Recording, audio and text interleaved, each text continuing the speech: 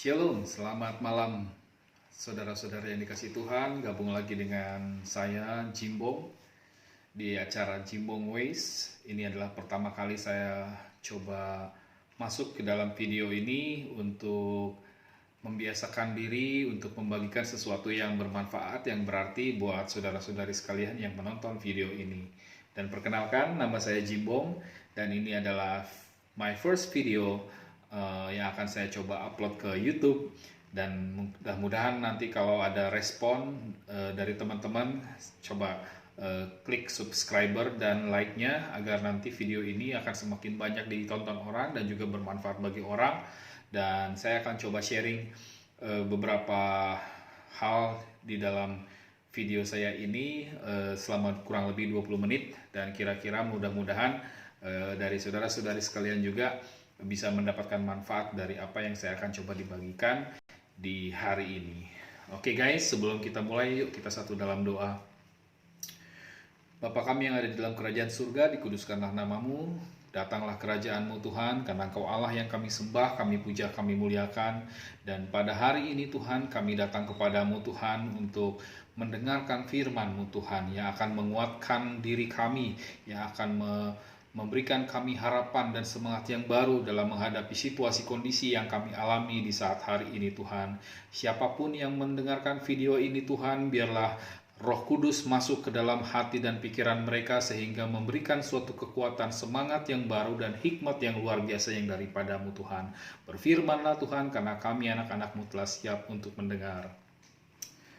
Oke,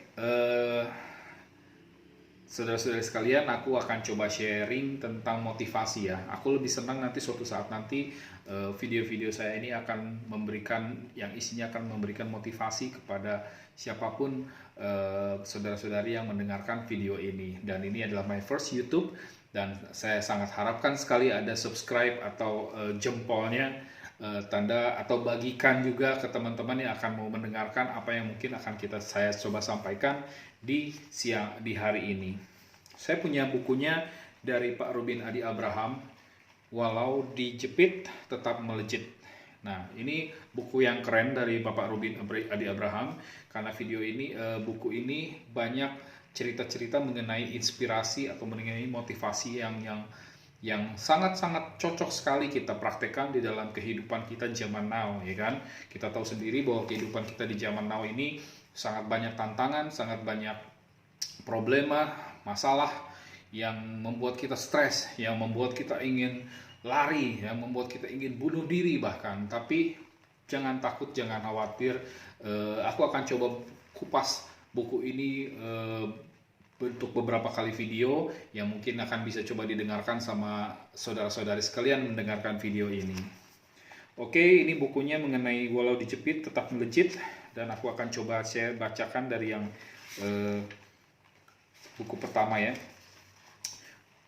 Berkat di balik pergumulan. Kita baca Kejadian 32 ayat 24 sampai 30. Lalu tinggallah Yakub seorang diri, dan seorang laki-laki bergulat dengan dia sampai fajar menyingsing. Ketika orang itu melihat bahwa ia tidak dapat mengalahkannya, ia memukul sendi pangkal paha Yakub, sehingga sendi pangkal paha itu terpelecok. Ketika ia bergulat dengan orang itu, lalu kata orang itu, "Biarkanlah aku pergi karena fajar telah menyingsing," sahut Yakub. "Aku tidak akan membiarkan engkau pergi jika engkau tidak memberkati aku." Lalu bertanyalah orang itu kepadanya, "Siapakah namamu?" Sahutnya, "Yakub." Lalu kata orang itu, "Namamu tidak akan disebutkan lagi Yakub, tetapi Israel, sebab engkau telah bergumul melawan Allah dan manusia, dan engkau menang."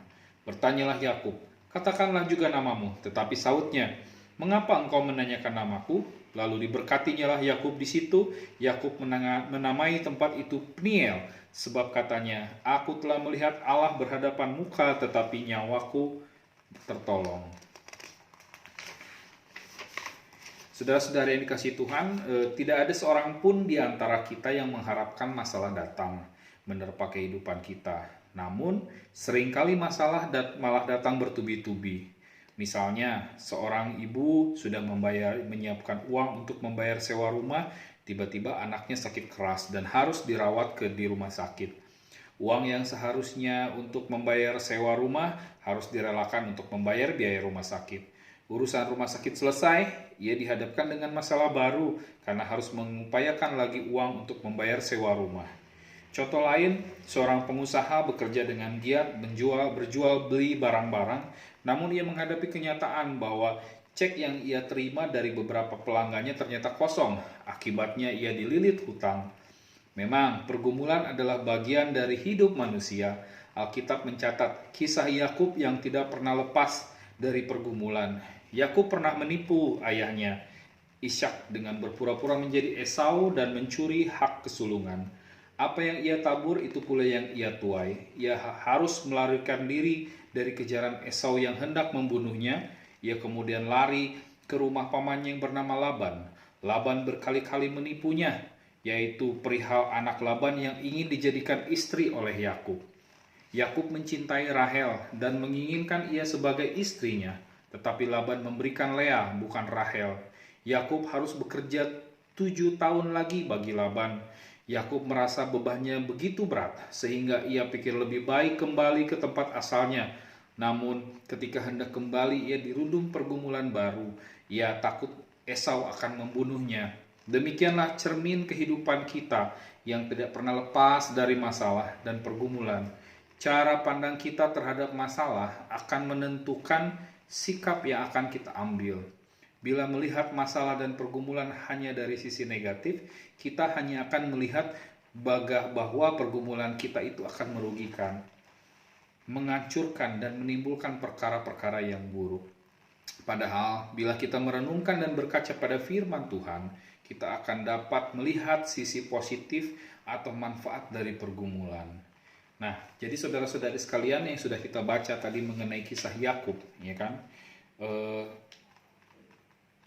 Yakub ingin mendapatkan istrinya, tapi ternyata dia harus bekerja, harus mengalami suatu ujian hidup, harus mengalami suatu tantangan untuk dia mendapatkan apa yang dia mau. Tapi berkat keuletannya dia, berkat keintiman dia dengan Allah Bapa, dia akhirnya bisa mendapatkan apa yang dia harapkan. Sama dengan kita, saudara-saudari sekalian, walaupun kita sekarang sedang dalam situasi yang berat, situasi yang tidak jelas, situasi yang sangat-sangat terpuruk, tapi yakin percaya dengan keuletan kita tetap mau melakukan suatu perubahan, tetap mau melakukan suatu inovasi, tetap mau melakukan suatu kegiatan. Daripada kita diem, daripada kita cuma merenungi nasib, coba kita lakukan suatu hal-hal yang mungkin akan mengupgrade ilmu kita sendiri. Ya sama seperti saya sendiri di sini, kebetulan profesi saya juga lawyer, tapi karena corona ini sehingga mengakibatkan saya juga tidak bisa terlalu banyak untuk bertemu klien keluar untuk menyelesaikan kasus by kasus, tapi setidaknya saya mau membuat hidup saya ini bermanfaat, hidup saya ini dipakai untuk Tuhan. Melalui apa? Ya kebetulan aku mendalami suatu ilmu spiritual healing, ya kan? Ilmu Allah, ilmu tentang Allah dan ilmu tentang kebenaran. Dan kalau kebenaran ini saya bisa sampaikan kepada saudara-saudari sekian yang bisa memberikan kekuatan, yang memberikan harapan dan suatu motivasi yang baru buat saudara-saudari sekalian, kenapa tidak? Karena hidupku adalah untuk Kristus, bagiku hidup adalah Kristus dan mati adalah keuntungan. Dan itulah yang akan saya coba bagi setiap di hari ini, akan coba men-sharingkan juga dengan saudara-saudari sekalian. Oke, kita lanjut dengan pembicaraannya. Ada 3 manfaat pergumulan yang akan kita pelajari sebenarnya dari pergumulan ini, yaitu pergumulan membuat kita bergantung kepada Allah. Pergumulan membuat kita tidak bergantung pada diri sendiri. Pergumulan membuat kita mengarah mata hati dan pikiran kita hanya kepada Allah. Yakub suka menggunakan akalnya dan melakukan segala cara untuk mencapai tujuannya. Nah, kita pun harus seperti itu. Karena pergumulan membuat kita mengarahkan mata hati dan pikiran kita hanya kepada Allah. Dengan adanya masalah, dengan adanya suatu ujian dalam kehidupan kita, atau pergumulan itu akan membuat kita mengarahkan mata hati dan pikiran kita kepada Allah. Betul. Karena begitu kita menghadapi segala ujian, masalah yang ada di dalam hidup ini, akhirnya kita berpikir bahwa siapa kita? Ternyata uang kita tidak berarti kalau kita sakit. Ternyata kepintaran kita juga akhirnya tidak bisa berarti kalau menghadapi corona ini misalnya. Dengan wabah virus corona ini sangat-sangat benar-benar membuat kita benar-benar menyadari bahwa kita tidak ada apa-apanya. Hanya kuasa Tuhan Yesus saja yang sanggup meluputkan kita, melindungi kita, menjauhkan kita dari segala wabah, penyakit, mara bahaya, dan malapetaka. Jadi saudara-saudari, kita harus ingat, kita harus sadar bahwa apapun yang kita lakukan sekarang, jangan pernah menyerah dan tetap berpengharapan, dan kuatkanlah segala sesuatu atau sampaikanlah segala sesuatunya itu melalui doa. Buka mata hati kita, buka pikiran kita, agar kita betul-betul merendahkan diri di hadapan Tuhan, sujud syukur, meminta ampun atas dosa-dosa yang sudah kita lakukan, dan akhirnya kita meminta hikmat pada Tuhan untuk tahu apa yang harus kita lakukan di hari ini, agar kita bisa kembali mendapatkan hari-hari yang baik, yang penuh dengan harapan. Oke, saudara-saudari sekalian, nomor 2 adalah pergumulan mengubah karakter kita. Betul sekali, dengan adanya suatu pergumulan, dengan adanya suatu masalah yang akan membuat kita yang tadinya karakter kita menjadi tinggi hati, yang membuat karakter kita menjadi sombong, yang membuat karakter kita menjadi tidak peduli, cuek, egois. Tapi dengan adanya pergumulan, dengan adanya masalah, itu membuat kita semakin mau introspeksi, semakin mau menyelami apa yang terjadi di dalam kehidupan kita. Kenapa kita mengalami suatu masalah atau problem di dalam kehidupan kita ini. Akhirnya kita mau introspeksi dan kita mau mengubah karakter kita. Seperti ada dalam firman Tuhan juga, apabila kita sudah percaya dan terima Tuhan Yesus, otomatis kita akan mendapatkan Roh Kudus. Roh Kudus akan masuk ke dalam hati dan pikiran kita, yang akan memberikan kita kekuatan untuk mengalahkan kedagingan kita. Nah, kalau kedagingan kita sudah bisa dikalahkan, si Roh Kudus ini akan berakar,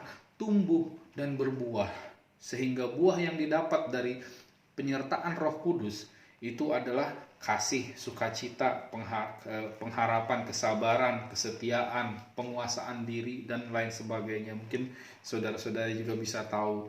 Nah, intinya bahwa agar kita bisa menikmati hidup ini juga bisa menjadi lebih baik lagi, tanpa khawatir, tanpa ketakutan, kita harus berserah kepada Allah Bapa, sujud kepada Allah Bapa, dan mulai juga mendekatkan diri kita kepada Allah Bapa, agar Roh Kudus mau tinggal di dalam hati kita. Dan Roh Kudus itu sama dengan mungkin hati saudara-saudari rasa, itulah hati nurani, ya kan? Segala sesuatu yang baik, segala sesuatu yang patut dipuji. Nah, Roh Kudus itu yang akan memunculkan kita, dan Roh Kudus ini akan memberitahukan bahwa apa yang kita lakukan itu salah, apa yang kita lakukan itu benar, apa yang kita lakukan itu tidak menyenangkan hati Tuhan, apa yang kita lakukan itu menyenangkan hati Tuhan. Nah, itulah yang bisa saudara-saudari rasakan kalau Roh Kudus sudah masuk ke dalam hati dan pikiran kita. Jadi sangat-sangat diharapkan. Gimana caranya Roh Kudus biar bisa masuk ke dalam hati dan pikir? Undang, bangkitkan dia. Dengan apa? Dengan kita melakukan puji-pujian, pujian penyembahan. Hatiku percaya, Roh-Mu yang hidup penuhiku, ku buka hati untuk jamahan-Mu, berserah penuh di hadirat-Mu, Kau ambil alih seluruh hidupku, di altar-Mu menyembah-Mu. Saudara-saudara, jika kesulitan datang dalam hidup kita, percayalah bahwa itu hanya proses Tuhan untuk membentuk hidup kita menjadi lebih indah di matanya. Yes. Jika kesulitan datang dalam hidup kita, percayalah bahwa itu hanya proses Tuhan untuk membentuk hidup kita menjadi lebih indah di matanya. Yakin, percaya. Sama seperti kita waktu sekolah, untuk naik kelas kita kan harus mengikuti ujian, ya kan? Dan guru akan membagikan soalnya, dan pada saat kita mengisi, sebenarnya kan ibu guru juga bisa ngasih tahu tuh jawabannya, ya kan? Tapi guru itu yakin, percaya bahwa pada saat kita mengisi ujiannya itu kita pasti bisa lulus dan kita bisa menyelesaikan tuh ujiannya dengan baik. Seperti itu juga kita dalam kehidupan kita. Setiap masalah, setiap pergumulan, setiap suatu ujian, ya kan, yang datang melalui permasalahan kita sendiri, kita harus anggap itu adalah bukan suatu kesialan, tapi itu adalah suatu kehormatan dan itu adalah suatu ujian dari Tuhan. Untuk apa? Untuk menguatkan kita bahwa kita bisa melewati ujian ini, menaikkan lagi level iman kita. Pada saat kita mengalami ujian ini, kita akan diberikan kekuatan sama Tuhan, diberikan support sama Tuhan. Coba bayangkan, Allah itu maha besar, bumi itu adalah seperti sejengkalnya Dia, dan kita manusia itu adalah seperti debu. Kita yang manusia seperti ini memikirkan suatu masalah yang kita pikir itu adalah besar, tapi buat Tuhan itu tidak. Buat Tuhan itu tinggal dihembuskan, masalah itu bisa hilang. Jadi kita harus percaya bahwa kita ini adalah siapalah kita, tapi kita yakin, percaya kalau kita berpegang teguh kepada Tuhan, kita meminta pertolongan pada Tuhan, maka Tuhan akan mengulurkan tangannya dan memberikan kita suatu tenaga, kekuatan baru, dan Tuhan akan mendampingi kita. Saudara-saudari, yang harus kita pahami juga bahwa memang Tuhan tidak menjanjikan hari demi hari akan berjalan dengan baik. Kehidupan kita juga akan menjadi semakin lebih indah dan baik. Tapi Tuhan berjanji bahwa Tuhan akan menyertai kita, menemani kita, membimbing kita, menopang kita pada saat kita menjalani segala proses pergumulan dan ujian itu. Dan yang berikutnya, pergumulan mendatangkan berkat. Yes. Setelah kita mau berubah, mau mengundang Roh Kudus masuk hadir dalam hati dan pikiran kita, dan kita pun dialami kepenuhan Roh Kudus sehingga kita pun menghasilkan buah roh yang baik, yang memiliki kasih, yang memiliki kemurahan hati, yang memiliki kesetiaan, yang memiliki kesabaran, yang memiliki penguasaan diri. Otomatis berkat itu akan datang pada kita. Dengan kita melakukan hal-hal yang baik kepada orang lain, otomatis berkat itu pun akan datang kepada kita. Berkat itu bukan berarti hanya materi saja, tapi dengan kita diberikan umur yang panjang, dengan diberikan kita kesehatan, dengan diberikan keluarga kita juga masih dilindungi, dijagai, dan dipelihara oleh Tuhan. Itu adalah berkat yang luar biasa yang harus kita juga rasakan. Jadi, saudara-saudara, kita harus tetap yakin, percaya. Hidup ini adalah kesempatan. Jangan sia-siakan hanya untuk mengeluh, hanya untuk bersungut-sungut, hanya untuk menyalahkan siapapun. Capek kita, tapi kita harus maju melangkah. Kita pun mengakui kesalahan-kesalahan yang sudah kita lakukan sehingga terjadi mungkin permasalahan ini. Dan kita juga akhirnya kita undang Roh Kudus untuk masuk ke dalam hati pikiran kita, guidance kita melalui puji-pujian, dengan sering membaca Alkitab, sering berdoa. Maka berkat-berkat itu akan datang. Maka perlindungan, pemeliharaan, penyertaan Tuhan pun akan datang buat saudara-saudari. Dan itu sudah saya rasakan, itu saya sudah alami. Oleh karena itu saya menyerahkan seluruh hidup saya ke dalam tangan Tuhan. Karena apalagi yang bisa saya perbuat untuk apa yang sudah Tuhan berikan kepada kehidupan saya, selain saya harus bersaksi, saya harus memberitakan kebenaran, saya harus memberikan motivasi juga kepada saudara-saudari yang menonton video ini. Mungkin ini adalah video pertama saya, tapi mudah-mudahan saya akan tetap semangat. Saya akan selalu membagikan selalu video-video motivasi, walaupun kualitasnya buruk, walaupun hasilnya tidak seperti pendeta-pendeta yang sudah canggih, tapi saya yakin percaya siapapun yang menonton video ini akan mendapatkan urapan dari Tuhan, akan mendapatkan berkat yang luar biasa daripada Tuhan.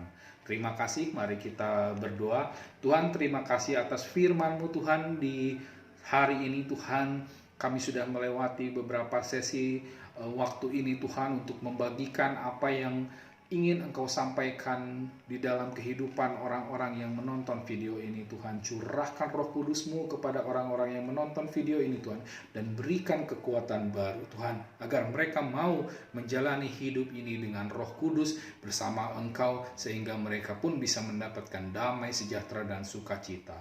Terpujilah nama-Mu Tuhan, hanya dalam nama Tuhan Yesus kami sudah berdoa mengucap syukur. Haleluya, amin. Baik, saudara-saudari sekalian, terima kasih sudah menonton video saya. Jangan lupa subscribe-nya dan juga like-nya. Dan kalau bisa di-sharekan kepada siapapun yang mau mendengarkan video ini, membagikan video ini. Karena video ini adalah video berkat untuk semua. Dan saya pun tidak meminta apa-apa. Saya hanya minta orang-orang mau mendengarkan dan mau berdoa kepada Tuhan, sehingga Tuhan bisa melihat apa yang kita perbuat. Oke, sampai ketemu lagi dengan Jimbong di sini di edisi sesi sharing diskusi agama, diskusi kebenaran di berikutnya. Bye.